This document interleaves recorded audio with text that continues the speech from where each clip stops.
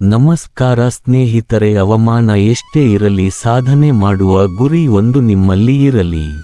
ತುಳಿಯುವರು ಎಷ್ಟೇ ಜನ ಇರಲಿ ಬೆಳೆಯುವ ಮನಸ್ಸು ನಿಮ್ಮಲ್ಲಿ ಇರಲಿ. ಒಂದು ಕಲ್ಲು ಶಿಲೆಯಾದರೆ ಕೈ ಮುಗಿದು ನಮಸ್ಕಾರ ಮಾಡುತ್ತಾರೆ, ಅದೇ ಮೆಟ್ಟಿಲುಗಳಾದರೆ ತುಳಿದು ಚಪ್ಪಲಿ ಬಿಡುತ್ತಾರೆ. ನಿಮ್ಮ ಜೀವನ ಕೂಡ ಹಾಗೆ ಸಾಧಿಸಿ ತೋರಿಸಿದರೆ ನಮ್ಮವನು ಅಂತ ಹೇಳ್ತಾರೆ. ಸೋತ್ರೆ ಇವನು ಯಾರು ನಮಗೆ ಗೊತ್ತೇ ಇಲ್ಲ ಅಂತ ಅವಮಾನ ಮಾಡುತ್ತಾರೆ. ಸ್ನೇಹಿತರೆ, ಕೆಲವು ಜನರು ಮನಃಶಾಂತಿಯಿಂದ ಬದುಕುತ್ತಾರೆ, ಇನ್ನು ಕೆಲವರು ಇನ್ನೊಬ್ಬರ ಮನಸ್ಸನ್ನು ಒಡೆಯುತ್ತಾ ಬದುಕುತ್ತಾರೆ. ಇದೇ ಪ್ರಪಂಚ. ಇವರೆಲ್ಲರನ್ನೂ ನೀವು ಗೆಲ್ಲಬೇಕು. ಇಂತಹ ಜನರನ್ನು ನೀವು ಸೋಲಿಸಲೇಬೇಕು. ನಿಭಾಯಿಸಲು ಯೋಗ್ಯತೆ ಇಲ್ಲದ ವ್ಯಕ್ತಿಗೆ ಅಧಿಕಾರವಾಗಲಿ ಜವಾಬ್ದಾರಿಯಾಗಲಿ ಕೊಡಬಾರದು. ಒಂದು ವೇಳೆ ಕೊಟ್ಟರೂ ಲಾಭ ಇಲ್ಲ. ಯಾಕೆ ಗೊತ್ತಾ ಸ್ನೇಹಿತರೆ, ಬಂಗಾರವೇ ದೊಡ್ಡದು ಎಂದು ತಿಳಿದ ಮೂರ್ಖರಿಗೆ ವಜ್ರದ ಬೆಲೆ ಗೊತ್ತಿರುವುದಿಲ್ಲ, ಮುಂದೆಯೂ ಅವರಿಗೆ ಗೊತ್ತಾಗುವುದು ಇಲ್ಲ. ಸ್ನೇಹಿತರೆ, ಜೀವನದಲ್ಲಿ ಈ ಅವಕಾಶ ನಿಮಗೆ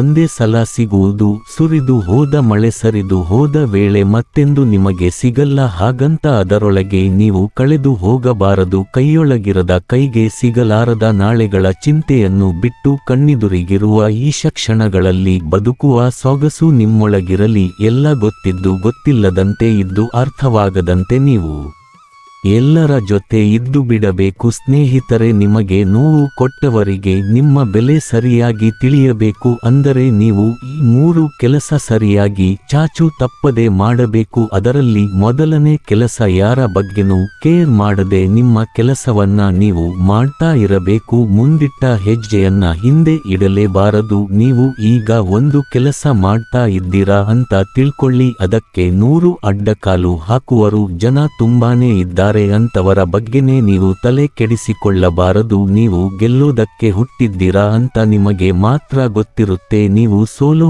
ಆಸೆಯನ್ನ ಯಾವತ್ತೂ ಇಟ್ಕೋಬಾರದು, ಬದಲಿಗೆ ನೀವು ಗೆಲ್ಲೋ ಆಸೆಯನ್ನು ಇಟ್ಕೋಬೇಕು. ನೀವು ಸೋಲ್ತೀರಾ ಅಂತ ಯಾವತ್ತು ಜನ ಕಾಯ್ತಾ ಇರ್ತಾರೆ, ಅವರು ಇವರ ಬಗ್ಗೆ ಚಿಂತೆ ಮಾಡಬೇಡಿ. ಅವರ ಆಸೆಯನ್ನು ನೀವು ಈಡೇರಿಸಬೇಡಿ, ನಿಮ್ಮ ಗುರಿಯನ್ನ ನೀವು ತಲುಪಿ. ಇನ್ನು ನೀವು ಮಾಡಬೇಕಾಗಿರುವ 2ನೇ ಕೆಲಸ ಯಾವುದು ಅಂದರೆ, ಅವಮಾನಿಸಿದವರಿಗೆ ಎದುರೇ ಬೆಳೆದು ನಿಲ್ಲಬೇಕು. ಹೌದು ಸ್ನೇಹಿತರೆ, ನೀವು ಯಾವತ್ತು ಯಾರ ಬಗ್ಗೆನೂ ತಲೆ ಕೆಡಿಸಿಕೊಳ್ಳದೆ, ನಿಮಗೆ ಯಾರು ಅವಮಾನ ಮಾಡಿರ್ತಾರೋ ನಿಮ್ಮ ಕೈಯಲ್ಲಿ ಏನೂ ಆಗಲ್ಲ ಅಂತಾನೆ ನಿಮಗೆ ಸರಿಯಾಗಿ ಅವಮಾನ ಮಾಡಿ ಬಿಟ್ಟು ಹೋಗಿರುತ್ತಾರೋ ಅದನ್ನು ನೀವು ಚಾಲೆಂಜ್ ಆಗಿ ತಗೋಬೇಕು. ಪ್ರತಿಯೊಂದನ್ನು ನೀವು ಅಕ್ಸೆಪ್ಟ್ ಮಾಡ್ತಾ ಹೋಗಬೇಕು. ಜೀವನದಲ್ಲಿ ಏನಾಗ್ತಾ ಇದೆಯೋ ಅದನ್ನೆಲ್ಲವನ್ನು ಸಂತೋಷದಿಂದ ಸ್ವೀಕರಿಸುವುದನ್ನು ಕಲಿತುಕೊಳ್ಳಬೇಕು. ಆಗ ಮಾತ್ರ ನೀವು ಜೀವನದಲ್ಲಿ ಎಲ್ಲವನ್ನೂ ಪಾಸಿಟಿವ್ ಇಂದ ತಗೊಂಡು ಸಕ್ಸಸ್ ಆಗುವುದಕ್ಕೆ ಸಾಧ್ಯ ಆಗುತ್ತೆ. ಇನ್ನು ನೀವು ಮಾಡಬೇಕಾಗಿರುವ 3ನೇ ಕೆಲಸ ಯಾವುದು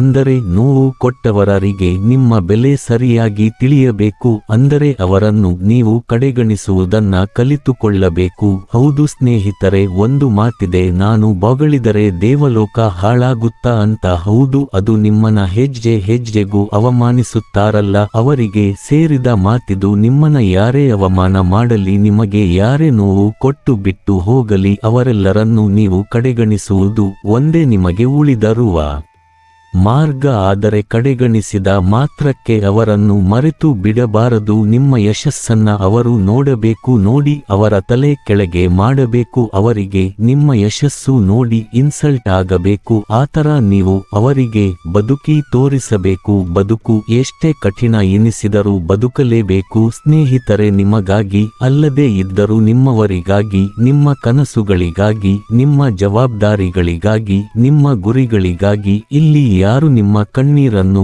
ಗಮನಿಸುವುದಿಲ್ಲ, ಯಾರು ನಿಮ್ಮ ಕಷ್ಟಗಳನ್ನು ನೋಡುವುದು ಇಲ್ಲ, ಇಲ್ಲಿ ನಿಮ್ಮ ಸಂಕಷ್ಟಗಳನ್ನು ಯಾರು ನೋಡುವುದಿಲ್ಲ. ಅಂತಹ ಜನರ ಮುಂದೆನೇ ನೀವು ಗೆದ್ದು ತೋರಿಸಬೇಕು. ಆತ್ಮವಿಶ್ವಾಸ ಮತ್ತು ಕಠಿಣ ಪರಿಶ್ರಮ ಸೋಲು ಎಂಬ ರೋಗವನ್ನು ಕೊಳ್ಳುವುದಕ್ಕೆ ಅತ್ಯುತ್ತಮ ಔಷಧಿಗಳಾಗಿರುತ್ತೆ. ಅವು ನಿಮ್ಮನ್ನ ಪ್ರಪಂಚದಲ್ಲಿ ಉತ್ತಮ ವ್ಯಕ್ತಿಯನ್ನಾಗಿ ಮಾಡುತ್ತೆ. ಈ 3 ಅಭ್ಯಾಸಗಳು ನೀವು ತಪ್ಪದೆ ಬೆಳೆಸಿಕೊಳ್ಳಿ. ನಿಮ್ಮ ಗೆಲುವು ಶತಸಿದ್ಧ. ಕೊನೆಗೊಂದು ಮಾತು ಹೇಳ್ತೀವಿ, ಇತರರಿಗಾಗಿ ನಿಮ್ಮ ಸ್ವಂತಿಕೆಯನ್ನು ಬಿಟ್ಟುಕೊಡಬಾರದು. ಯಾಕಂದರೆ ಈ ಪ್ರಪಂಚದಲ್ಲಿ ನಿಮ್ಮ ಪಾತ್ರವನ್ನು ನಿಮಗಿಂತ ಚೆನ್ನಾಗಿ ನಿಭಾಯಿಸುವುದಕ್ಕೆ ಯಾರಿಂದಲೂ ಸಾಧ್ಯ ಇಲ್ಲ. ವಿಡಿಯೋ ಇಷ್ಟವಾದರೆ ಲೈಕ್ ಲೈಕ್ ಮಾಡಿ, ಶೇರ್ ಮಾಡಿ, ತಪ್ಪದೆ ನಮ್ಮ ಚಾನೆಲ್ ಅನ್ನು ಸಬ್ಸ್ಕ್ರೈಬ್ ಮಾಡಿಕೊಳ್ಳಿರಿ. ಹಾಗೆಯೇ ಜೈ ಶ್ರೀ ಕೃಷ್ಣ ಎಂದು ಕಾಮೆಂಟ್ ಮಾಡುವುದನ್ನು ಮರೆಯಬೇಡಿ. ಶುಭವಾಗಲಿ. ಧನ್ಯವಾದಗಳು.